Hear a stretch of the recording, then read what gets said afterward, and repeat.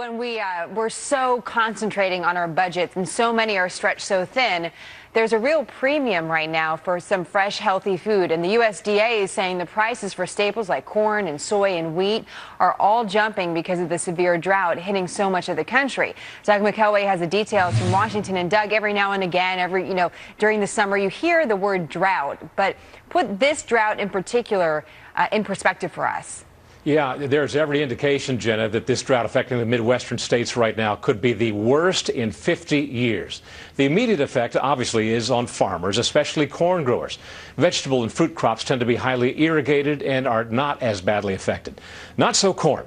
Senator Pat Roberts of Kansas put it this way on the Senate floor yesterday. All across farm country, we are suffering from a severe drought, which is a real emergency, historic in scope and damage, in particular for our livestock industry. But it's not just farmers who will be feeling the effects of this. It's going to resonate right on up the food chain. Corn is the primary feed for poultry, livestock, and pork. This will culminate in big increases in food prices at the grocery store by next year. The USDA says we can expect these price increases. Beef up 4 to 5%, chicken and turkey up 3.5 to 4.5%, and dairy products, meaning milk, cheese, eggs, also up 3.5 to 4.5%. We hear repeatedly that food price inflation remains in check, that it's minimal. But tell that to the housewife who shops for groceries every week. The drought will strain financially hard-pressed families even more, Jenna. Housewives and house husbands, of course, in this recession. And right? I do a lot of the shopping myself, so yes, I stand corrected. Thank goodness. Otherwise, your household, what would happen? Doug, let me ask you a little bit about those prices again. We saw the percentages going up. Do you have any sense of a timeline of when that actually will happen, short-term versus long-term? We're looking at next year. It's going to take a while to work itself through the economy before we see these price increases, so next year. Also, throughout the Midwest, we hear that cattle are stressed. There are going to be some short-term fluctuations. Cattle are stressed because of all the heat and drought out there. So many ranchers and cattlemen are being forced to cull their herds, and that may put more beef on the market in the short term. But those short-term downgrades in prices will not last long. That, along with the fact that many farmers have crop insurance, is actually going to mitigate some farmer losses. Indeed, some agricultural interests may profit from the drought, but they are in a distinct minority. This is going to hurt Americans across the spectrum and will have profound effects abroad because of those huge American agricultural exports. That's right. Jenna? Interesting. So short-term, there could be a lot of beef on the market, but not for a good reason. It's because the farmers are trying to figure everything out.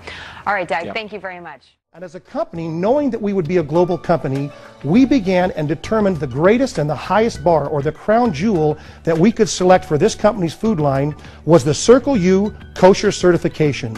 Very few, if any, companies worldwide have their entire food product line that is kosher certified.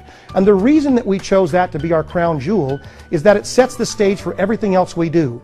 The way that it is looked at is literally from the farm to the table. Every aspect is viewed in a holistic form. So we begin there. We have foods that are soy-free, gluten-free, lactose-free. All of our products are date stamped. All of our products are non-genetically modified. We don't irradiate our food. We have balanced sodium meals. We have cholesterol-free. We have foods that have additional grains. We've really looked at every single aspect of the food system and said, what can we do to raise the bar? There's no trans fats in our food, none. There is no hydrogenated oil. There's no high fructose corn syrup. All of these things are becoming apparent in the marketplace, and we've decided that to set the bar, we would select all of the things that made a difference. Our products are all vegetarian. They're all natural. I could go on, and you can learn more about that. But know this, we've decided to set and raise the bar in the food industry to the highest level. Provide food that you can serve every day in your home. Save time and save money. You can set some aside each and every month. So when you have challenges, either economically, job, catastrophic, or if there's contamination in the food chain, you've got this beautiful food that you're accustomed to eating every day in your home and saving money with that, but you're also saving something.